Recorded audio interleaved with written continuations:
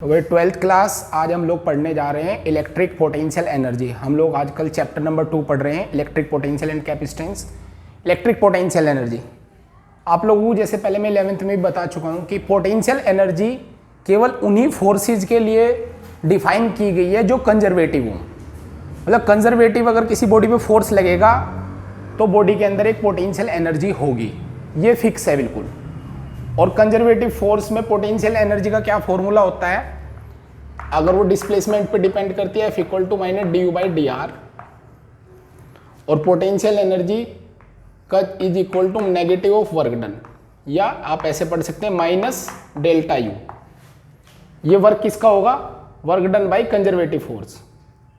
ये मैं 11th में बता चुका हूँ। फिर इसको आप सोल्व भी करते हैं तो क्या ये u final minus u initial होगी और माइनस ये लेंगे तो u initial minus u final, मतलब work done by conservative force is equal to u initial minus u final. ये भी एक थ्योरम पोटेंशियल एनर्जी के लिए ली जाती है। वैसे पोटेंशियल एनर्जी बॉडी के अंदर कब होगी, जब वो कंजर्वेटिव फील्ड में हो या उस पर केवल कंजर्वेटिव फोर्स लगे हों। अब हम पढ़ रहे हैं electric potential energy. Potential energy basically या कोई सी भी एनर्जी किसी सिस्टम को बनाने में जो आप वर्क करते हो उसे हम लोग उसकी पोटेंशियल एनर्जी बोलते हैं। हमें एक ऐसा सिस्टम बनाना जिसमें +Q1 चार्ज हो +Q2 चार्ज हो और दोनों एक दूसरे से कितने सेपरेशन पर हैं, R सेपरेशन पे। अगर दो चार्ज एक दूसरे से R सेपरेशन पे है तो ऐसा सिस्टम बनाने में जो वर्क होगा उसको हम लोग इलेक्ट्रिक पोटेंशियल एनर्जी बोलेंगे। अब आप देख रहे हैं ये अपने आप नहीं बनने वाला है, इसको बनाने में मेहनत करनी पड़ेगी। मेहनत मतलब in the sense of +Q1 +Q2 एक दूसरे के पास नहीं आ सकते, उन्हें लाने के लिए क्या करना पड़ेगा, आपको कुछ वर्क करना पड़ेगा। तो यही वर्क इनकी इलेक्ट्रिक पोटेंशियल एनर्जी होगी। चलिए अब हम इसको स्टेप बाय स्टेप सीखते हैं। हमें दो चार्ज Q1 और Q2 को एक दूसरे से स्मॉल r डिस्टेंस पे लेकर के आना है, तो इसको हम स्टार्ट करते हैं करना। हमें ऐसा सिस्टम बनाना, तो इसको स्टार्ट करते हैं। मान लीजिए ये इन्फिनिटी है और यहाँ बहुत सारे चार्ज रखे हुए हैं, Q1 रखा, Q2 रखा। मुझे केवल दो चार्ज उठा के लेके आने हैं। मैं सबसे पहले क्या लेके आया, Q1 को लेके आया, किसी फ्री स्पेस में लेके आया जहाँ कोई दूसरा चार्ज नहीं था। ला करके मैंने किसी पॉइंट पे रख दिया, ओ पॉइंट पे मैंने इसको रख दिया, किसको, +Q1 को। ना कोई अट्रैक्शन हुआ ना कोई रिपल्सन हुआ, तो वर्क डन कितना हुआ, 0। इसे ला करके में कोई वर्क डन नहीं हुआ। जैसे ये चार्ज यहाँ पॉइंट O पे आया, इसने अपने चारों तरफ क्या क्रिएट कर दी बेटा, एक इलेक्ट्रिक फील्ड क्रिएट कर दी चारों तरफ। R डिस्टेंस पे भी एक इलेक्ट्रिक फील्ड होगी इसकी, सब कुछ होगा, पोटेंशियल भी होगा। तो पोटेंशियल इलेक्ट्रिक फील्ड क्या होगी इसकी, इस पॉइंट को आप मान लो P। बताओ इलेक्ट्रिक फील्ड या पोटेंशियल, इलेक्ट्रिक फील्ड और पोटेंशियल एट P, बताइए क्या क्या होंगे। तो आपको फॉर्मूले पता, कोई दिक्कत नहीं। ये तो होगा KQ/R² और ये KQ/R, कोई दिक्कत नहीं। हमें P पॉइंट पे पोटेंशियल भी पता और इलेक्ट्रिक फील्ड भी पता, जो सा फॉर्मूला चाहे आप यूज कर सकते हैं। अब मुझे यहाँ पे पोटेंशियल आ चुका, अब मुझे Q2 को लेकर के आना है। जैसे ही मैं Q2 को लेकर के आऊंगा, क्या Q1 उस पर रिपल्सिव फोर्स लगाएगा, तो आपका जवाब होगा यस सर, बिल्कुल ये इस पर एक रिपल्सिव फोर्स लगाएगा। तो जब इस पर रिपल्सिव फोर्स लगाएगा तो एक वर्क डन करना पड़ेगा, तो वर्क डन अब 0 नहीं होगा, वर्क डन 0 नहीं होगा। इसको इन्फिनिटी से आप यहां तक लेकर के आ रहे P पॉइंट तक। तो according to definition of electric potential, ये P पॉइंट पे पोटेंशियल था, क्या डेफिनेशन है वो, according to definition of electric potential, electric potential. तो इस डेफिनेशन क्या है, वो जहां पहुंचे वहां का पोटेंशियल माइनस जहां से चले थे वहां का potential is equal to work upon charge.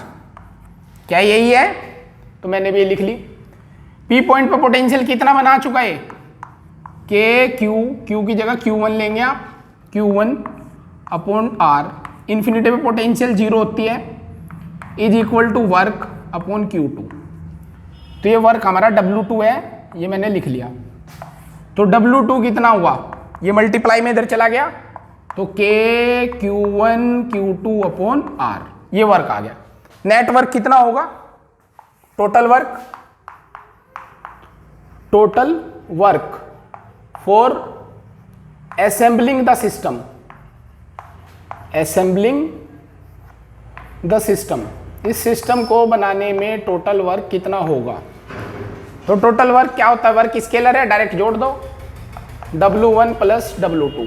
W1 कितना बेटा 0, ये कितना KQ1 Q2 अपॉन R। तो वर्क किसके इक्वल आ गया, किसके इक्वल आ गया, KQ1 Q2 अपॉन R। और यही वर्क तो हमारी क्या है इसकी पोटेंशियल एनर्जी। तो इस सिस्टम को बनाने में ये वर्क है, ये इसकी पोटेंशियल एनर्जी है। तो पोटेंशियल एनर्जी क्या हुई अपनी, अगर आप इसको लिखो,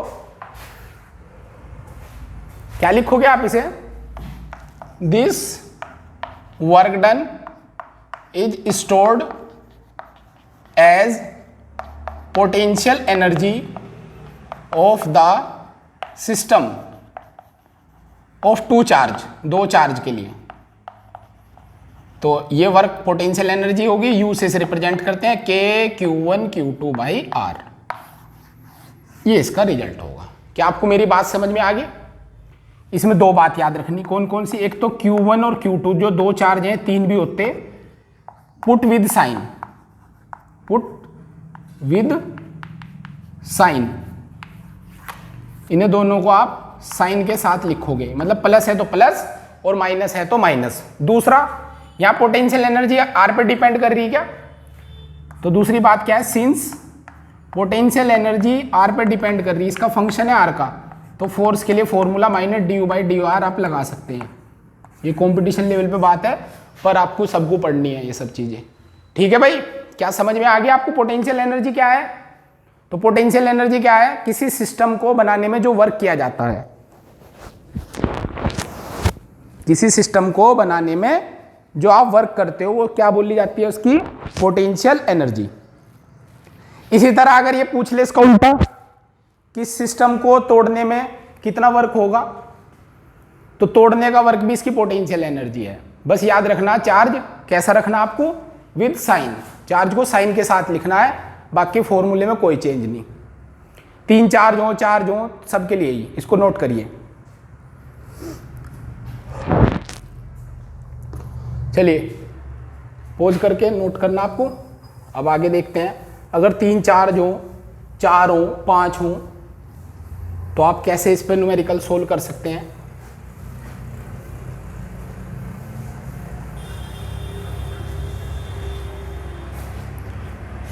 मान लीजिए 3 चार्ज का सिस्टम है। एक बार रुड़की इंजीनियरिंग में आया था ऐसा क्वेश्चन, ये Q1 है, ये Q2, ये Q3, और आपको इसकी पोटेंशियल एनर्जी लिखनी है सिस्टम की। तीनों चार्ज में से मान लीजिए ये वाला चार्ज अपना नेगेटिव है, ये सेपरेशन R1, ये R2, ये R3। क्या क्वेश्चन है, find out destroy, find out the work done to destroy the system, इस सिस्टम को तोड़ने में कितना वर्क लगेगा। तो जितना बनाने में लगेगा उतना ही इसको डिस्ट्रॉय करने में लगेगा। तो वर्क डन किसके इक्वल होगा, पोटेंशियल एनर्जी के। ये अलग, ये अलग, ये अलग। अगर इसको मैं U1, U2 और U3 नाम दूं तो स्केलर क्वांटिटी डायरेक्ट आप इनको ऐड करके सोल्व कर सकते हैं। पहले ये 2 जुड़े होंगे, फिर ये 2 जुड़े होंगे, फिर ये 2 ऐसे बने होंगे, तो सिस्टम ऐसे बना होगा। तो U1 क्या लिखा गया बेटा, KQ1 minus Q3 charge with sine upon R1। U2 क्या लिखा गया होगा, इन 2 की पोटेंशियल एनर्जी कैसे लिखी गई होगी, KQ1 Q2 अपॉन R2। और लास्ट वाला कैसे लिखा गया होगा, KQ2 minus Q3 upon R3। ऐसे आप इसकी पोटेंशियल एनर्जी लिख सकते हैं। मतलब चार्ज विद साइन लिखना है और कुछ नहीं करना आपको। क्या आपको समझ में आ गई ये बात। और फाइनली जब आ जाए तो क्या लिख दो एसआई सिस्टम के लिए, इसकी यूनिट जूल। अब ये ट्राइंगल की जगह अगर स्क्वायर हो तो क्या करोगे आप, मान लो ऐसे हो एक स्क्वायर, ये Q1, ये Q2 plus plus Q3 plus Q4, तो कितनी पोटेंशियल एनर्जी होंगी। तो देखिए ये लाइन हम इमेजिनरी मानते हैं, ये होती नहीं रियलिटी में। तो एक पोटेंशियल एनर्जी तो ये होगी U1, एक ही होगी U2, एक ही होगी U3, एक ही होगी U4। क्लियर? एक इन दो की भी होगी, भले ये दिख नहीं रही, बोर्ड में आए हुए इस टाइप के क्वेश्चन जो नहीं दिखती ये भी आपको लेनी, तो U5 और U6 इन सबको ऐड करके आपको U नेट निकाल लेना। क्या निकाल लोगे आप इन्हें? बताइए। तो आप निकाल सकते हो बिल्कुल। तो ये आपको एग्जाम्पल मैंने होमवर्क के लिए दे दिया। अब नेक्स्ट क्वेश्चन हम लोग अगली क्लास में देखेंगे। ठीक है बेटा, इनको लिखिए जल्दी से और सोल्व करने की कोशिश करिए। अगला टॉपिक हम लोग पढ़ने जा रहे हैं potential energy of dipole in uniform electric field. पहले भी हम डाइपोल के बारे में काफ़ी बात कर चुके हैं चैप्टर नंबर 1 में। अभी हम लोग देखते हैं कि यूनिफॉर्म इलेक्ट्रिक फील्ड में क्या होता होगा। पोटेंशियल एनर्जी, पोटेंशियल एनर्जी वही अपना वर्क डन। ये मैंने 3 फील्ड लाइन ली हैं और ये रियलिटी में बहुत सारी हैं, इनफाइनाइट लाइन है, इनके बीच में भी आपकी मर्जी, आप इन्हें 5 करोड़ या 10 करोड़ कितनी मान लो। ये अपना डाइपोल रखा हुआ है किसी एंगल पे, थीटा एंगल पे रखा हुआ है। यहाँ पे रखा हुआ है -Q1 और यहाँ पे रखा हुआ है Q मान लो, क्योंकि इक्वल चार्ज होने इसमें, ये +Q। डाइपोल बन गया। डाइपोल की लेंथ कितनी होती है? 2L और डायरेक्शन क्या होती है? Negative to positive. फिजिक्स में नेगेटिव टू पॉजिटिव इसकी डायरेक्शन मानते हैं, केमिस्ट्री वाले पॉजिटिव टू नेगेटिव मानते हैं। उनका अपना कुछ रीजन होगा उसका। आप यहाँ पे ध्यान से देखिए, जब ये -Q है, अगर ये यहाँ पे रखा तो इस पे फोर्स किधर लगेगा बताइए? इधर से फील्ड लाइन आ रही है एक तरह से मान लो, तो इसे इधर इस साइड अट्रैक्ट किया जाएगा, तो इस पे फोर्स ऐसे लगेगा। Vector F1 is equal to क्या है अपना वेक्टर -QE हो जाएगा। वेक्टर फॉर्म में चार्ज को विद साइन लिखते हैं, और ये इधर जा रही है तो इधर नेगेटिव होगा, तो इसे इधर इस साइड अट्रैक्ट किया जाएगा, ये इस साइड से रेपेल किया जाएगा।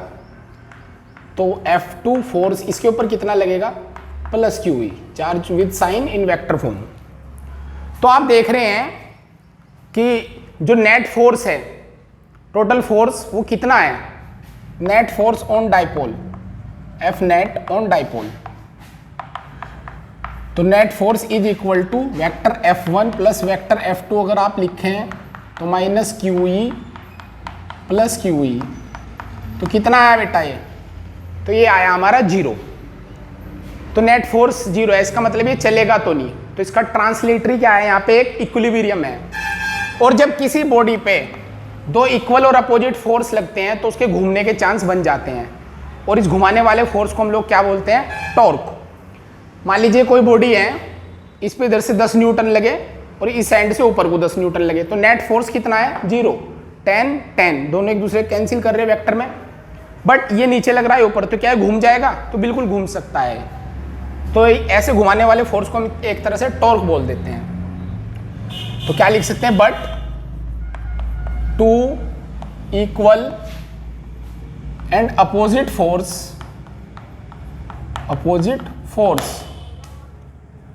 exert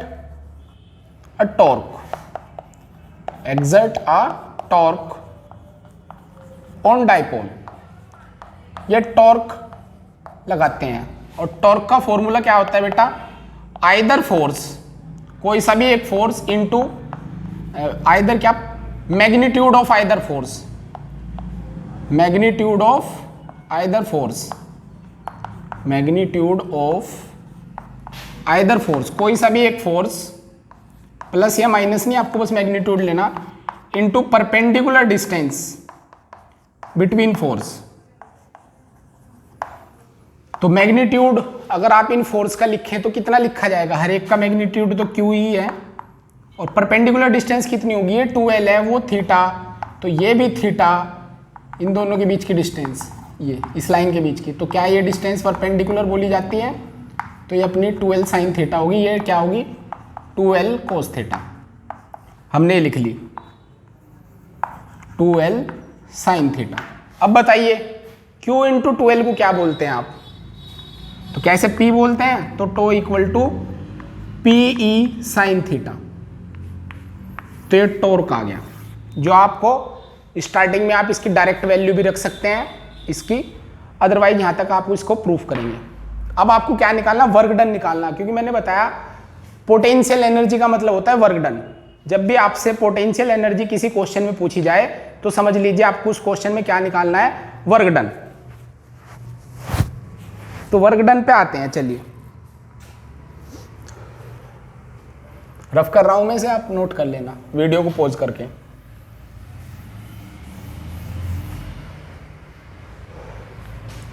तो work done in rotating the dipole through angle theta, through angle छोटा सा एंगल डी थीटा, अगर हम इसको घुमाएं तो कितना वर्क होगा।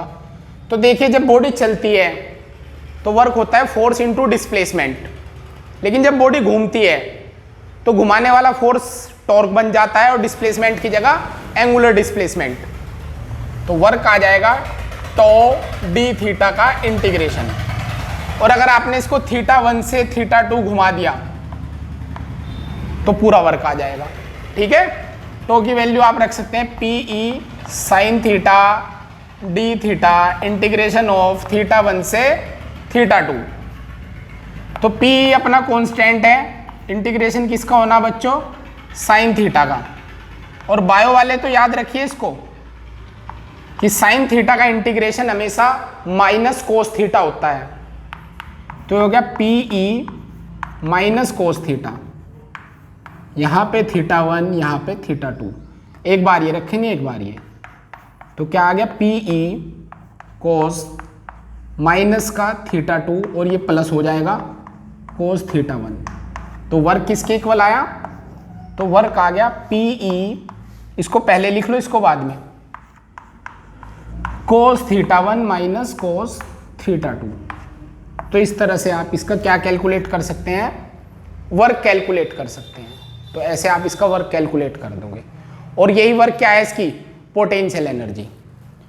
तो जब डाइपोल को थीटा एंगल घुमाया गया तो इतना वर्क हुआ, और व्हेन रोटेट आप ये भी लिख सकते हैं व्हेन रोटेट θ1 टू θ2 तो ये वर्क आ जाएगा। क्लियर है बेटा, तो इतना इसमें आप करेंगे। अब आगे देखिए, अच्छा अगर इसमें आगे देखते हैं, इफ θ1 इक्वल टू 90 डिग्री हो, इनिशियली कितने डिग्री हो θ1 90 डिग्री, मतलब डाइपोल ऐसा रखा हो बिल्कुल सीधा, इसको डाइपोल मान लिया आप, ऐसे रखा हो, ऊपर ये नीचे माइनस क्यू ऊपर प्लस क्यू, 90 रखा हो, और फिर किसी एंगल पे घुमाएं, then work done in rotating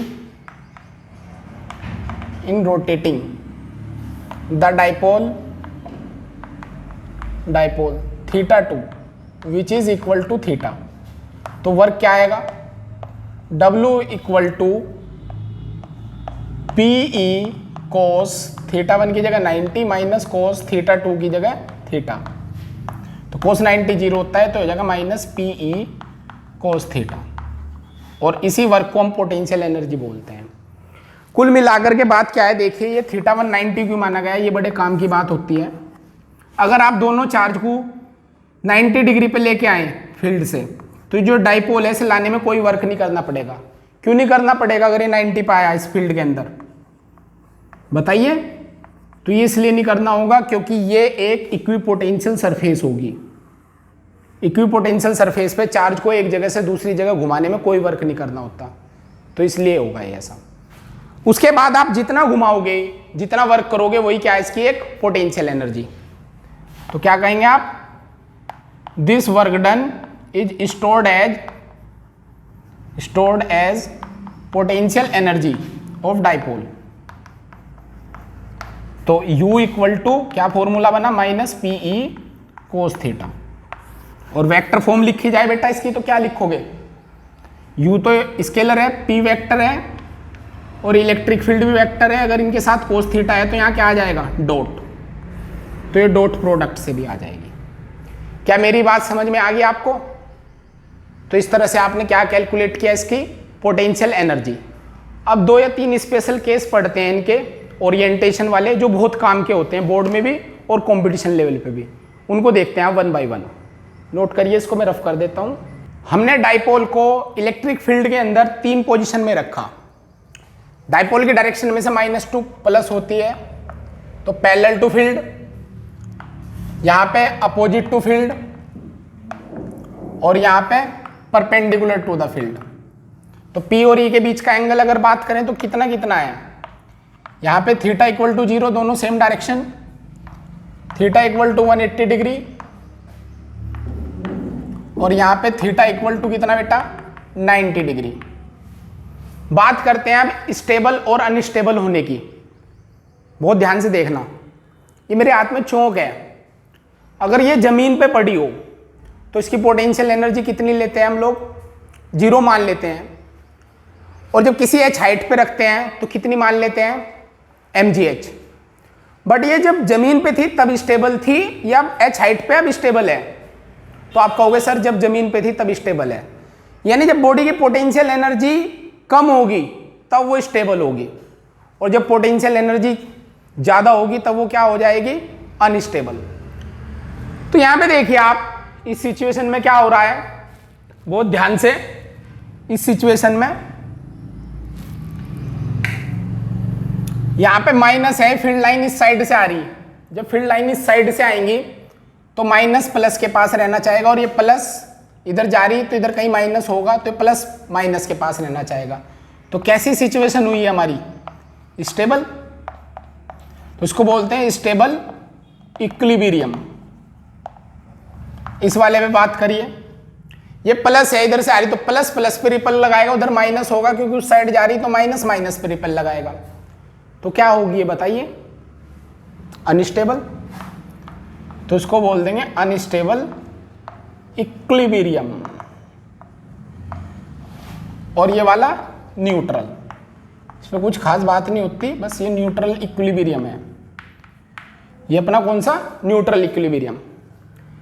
तीसरी बात नेट फोर्स की करते हैं, तो नेट फोर्स तो चाहे उस सिचुएशन में हो या इस सिचुएशन में हो या इस सिचुएशन में हो, तीनों ही सिचुएशन में नेट फोर्स कितना होना साहब, अपना 0, उस पर कोई बात नहीं। टॉर्क की बात करते हैं, tau equal to P E sine theta, sine 0 होने की वजह से टॉर्क 0, यहाँ पे टॉर्क क्या होगा, पी ई साइन 180, तो ये भी 0, और इस वाले में tau equal to P E sine 90, तो प्लस पी ई, यानी मैक्सिमम टॉर्क हो जाएगा इसमें। इस वाले में घूमने के चांस सबसे ज़्यादा है, यहाँ पे घूमना बहुत मुश्किल हो जाएगा। Last potential energy U equal to minus P E cos theta, theta कितने डिग्री, 0, तो कोस 0 की वैल्यू 1, तो कितनी होगी, माइनस पी ई। स्टेबल है तो पोटेंशियल एनर्जी क्या होगी, मिनिमम। पोटेंशियल एनर्जी क्या होगी, मिनिमम। अभी देख भी लेना आप, जब अनस्टेबल होगा तब ये ज़्यादा आएगी। यहाँ कितनी आएगी, U equal to minus P E cos 180, cos 180 की वैल्यू कितनी होगी, बायो वाले बताएंगे एकदम, तो -1 होती है, तो प्लस V हो जाएगा। तो बताइए कौन से केस में ज़्यादा आई, तो आप कहोगे सर इसमें ज़्यादा आई, तो मैंने कहा भी था जब अनस्टेबल होगा तब ज़्यादा होगी, तो यहाँ क्या होगी, पोटेंशियल एनर्जी मैक्सिमम। और यहाँ पे कितनी होगी, U equal to minus P E cos 90, cos 90 होता है 0, तो ये होगी 0, इस केस में 0। ये मिनिमम, मैक्सिमम और वो 0। ये बहुत इंपॉर्टेंट क्वेश्चन है, याद रखना, आपको बोर्ड में भी हेल्प करता है और कंपटीशन लेवल पे भी बहुत ज़्यादा हेल्प करता है। इसको बहुत सही से पढ़ना, एक एक पार्ट इसका, कुछ भी इसमें मैंने छोड़ा नहीं, सब कुछ आपको समझाया है। ठीक है बेटा, हर चीज़ समझ लेना आप इसको। नेट फोर्स हमेशा 0 होगा तीनों में, और ये आपकी इस तरह से एनर्जी आएगी। एक बार इसमें क्वेश्चन आया किसी ओलंपियाड में कि स्टेबल से अनस्टेबल लेके गए, वर्क कितना होगा, स्टेबल से अनस्टेबल। तो मैंने बताया वर्क पोटेंशियल एनर्जी का चेंज होता है कंजर्वेटिव फील्ड के अंदर, U1 माइनस U2, इसका फॉर्मूला याद रखिए।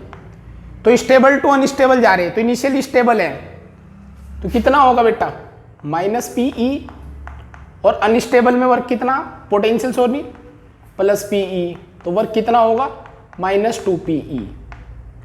और अगर वो ये बोलता कि अनस्टेबल टू स्टेबल गए, तो पहले ये वाली एनर्जी फिर वो वाली, इनिशियल में से फाइनल माइनस कर देते, आपका वर्क आ जाता। तो इस तरह से वर्क आपको निकालने आने चाहिए। याद रखिए पोटेंशियल एनर्जी केवल और केवल कंजर्वेटिव फोर्स के लिए डिफाइन की गई है। मतलब कभी आपने ये नहीं सुना होगा कि फ्रिक्शन की भी कोई पोटेंशियल एनर्जी है, सुना तो नहीं होगा ना, फ्रिक्शनल पोटेंशियल एनर्जी नहीं सुनेंगे आप। आपने सुना होगा ग्रेविटेशनल पोटेंशियल एनर्जी, mgs सुना होगा, gm1 m2/r, elastic potential energy half के x square, electric potential energy k q1 q2/r, ये सुने होंगे, पर फ्रिक्शन की नहीं सुनोगे क्योंकि वो कंजर्वेटिव फोर्स नहीं है। पोटेंशियल एनर्जी केवल उन्हीं फोर्स के लिए डिफाइन है जो कंजर्वेटिव फोर्स होते हैं। इसके लिए आप 11th की जो वीडियोज़ हैं उन्हें देखते रहिए या मेरी लाइव क्लास ज्वाइन करिए। थैंक यू बेटा।